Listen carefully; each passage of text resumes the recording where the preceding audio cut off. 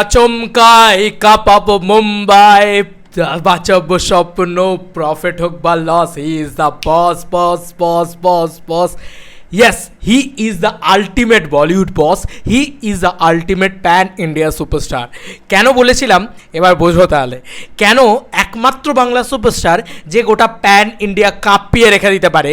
বোঝো তাহলে, তোমরাই দেখো তাহলে, তোমরাই বলো তাহলে, এর পরেও তোমার মনে হয় কোথাও গিয়ে এটা কত বড় সম্মান বলো তো, এটা কত বড় মানে মানে স্যার মুকুট বলো তো, এটা একটা বিরাট বিরাট বিরাট বড় সম্মান, বিরাট বড় পাওনা এটা কোথাও গিয়ে। হ্যাঁ, আমি ব্যাপারটা কালকের খবর, আমি বাসি খবর করছি, আমাকে ক্ষমা করো তার জন্যে।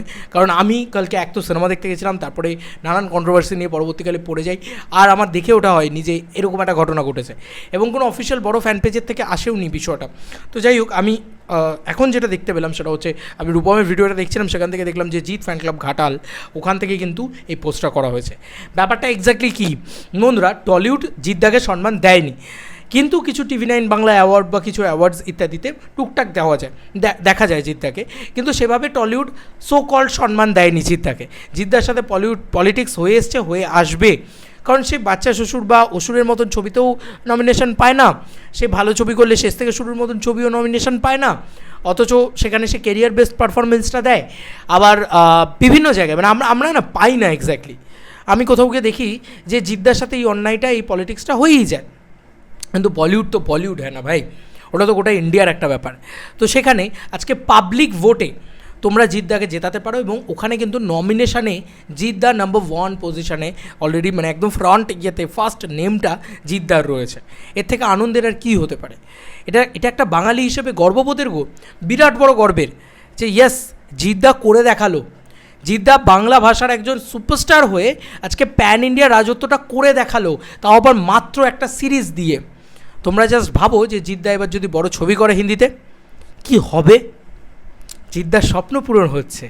স্বপ্ন পূরণ করাটা লক্ষ্য নয়, লক্ষ্য পূরণ করাটা স্বপ্ন হওয়া উচিত।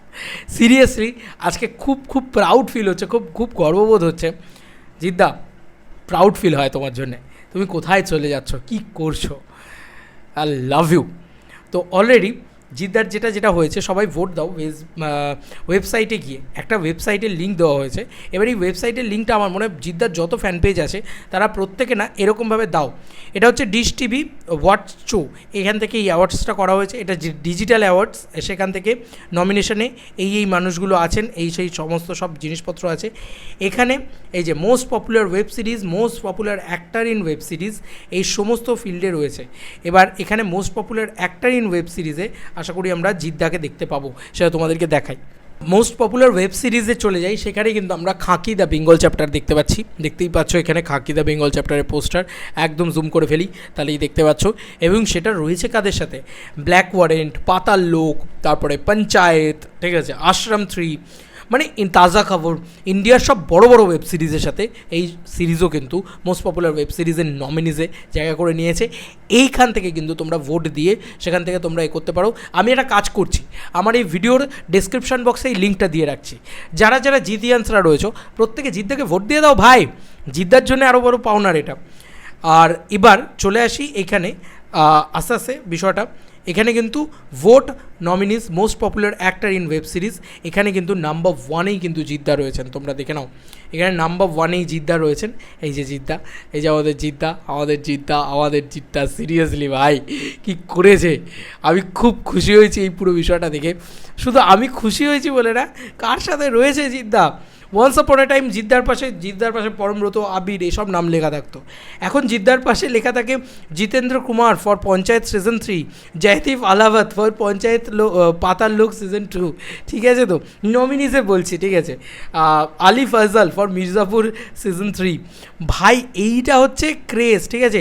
ববি দেওয়ালের সঙ্গে একটা নমিনেশন লিস্টে জিদ্দা। আগে কাদের নাম থাকতো নমিনেশন লিস্টে, আর কোথায় চলে গেছে এখন জিদ্দা? এটা বাঙালি হিসেবে প্রাউড মোমেন্টের নয়? সিরিয়াসলি বলছি, আলাদা মোমেন্ট ভাই। জিদ্দার জন্য আলাদাই প্রাউড হচ্ছে, এবং আমি অবশ্যই লিঙ্কটা দিয়ে দেবো। তোমরা সবাই ভোট দাও এবং এটাকে আরও বেশি করে শেয়ার করো। এটা একটা বিরাট বড় পাওনা বাঙালি হিসেবে, জিদ্দা যেটা করে দেখালেন। সত্যি তো জিদ্দা, বুম্বাদা, এদেরকে না আমাদের বাংলায় খুব একটা সম্মান দেওয়া হয় না। মানে অ্যাকচুয়ালিতে এরা যে কত বড় অনসাম্বল লেভেলের, আমি বারবার বলি যে আমাদের এখানে দেবদা, জিদ্দা, বুম্বাদা, এরা না অনেক বড় সুপারস্টার, মেগাস্টার, কিন্তু ব্যাপারটা হচ্ছে এদেরকে কেউ না সেই রেসপেক্টটা দেয় না, কারণ তারা বাংলায় আছে বলে। এটাই তো প্রবলেম। আমার কোথাও গিয়ে মনে হয় যে এরা যদি কোনো দিন বলিউডের কোনো মাটিতে জন্মাতো বা এরা যদি বলিউডে ট্রাই করতো, এরা হয়তো বলিউড রাজ করতে পারতো। ইয়েস, কোনো বলিউড অ্যাক্টরের থেকে কোনো অংশে কোনো কমতি নেই আমাদের এই স্টারদের, ঠিক আছে? এবং বাকি যদি দেখো তুমি সাউথের দেখেও, তাদের থেকেও আমাদের কোনো স্টারদের কমতি নেই। হ্যাঁ, ডিরেকশন, রাইটিং এইগুলোতে প্রবলেম আছে আমাদের, কিন্তু ভাই স্টাররা আমাদের প্রত্যেকে এক্সে বারকার এক, তার ভিতরে জিদ্দা অন্যতম। মানে জিদ্দার যেরকম রূপ, যেরকম দেখতে, যেরকম অভিনয়, যেরকম সুস্পষ্ট উচ্চারণ থেকে শুরু করে প্রত্যেকটা জিনিসের জিদ্দা একটা নিখুঁত সুপারস্টার এবং আন্ডাররেটেড সুপারস্টার আমার কোথাও গিয়ে মনে হয়। ভাই এই মানুষটা আজকে আমাদের বাংলায় দাম পেল না, কিন্তু বাংলায় পলিটিক্স হয়, বলিউডে তো নয়, তাই করে নিয়ে তারা আজকে জিদ্দাকে নমিনিস দিল। তোমরা জাস্ট ভাবো, একটা স্যালুট বানতা হয় ভাই, বানতা হয় একটা স্যালুট। আলাদা লেভেলের খুশি হয়েছি আমি এটা দেখে, সিরিয়াসলি বলছি। আমি কেন, আমার মনে হয় প্রত্যেকটা যারা জি জানকে বাঙালি, যারা জিদ্দাকে একটু হলেও পছন্দ করে, প্রত্যেকে খুশি হবে এটা দেখে। আর salute to Jidda, salute to Jidda. চলো বন্ধু, নতুন কোনো ভিডিওতে দেখা হবে। ভাই ডিসক্রিপশানে লিঙ্ক আছে, অবশ্যই ভোট দাও।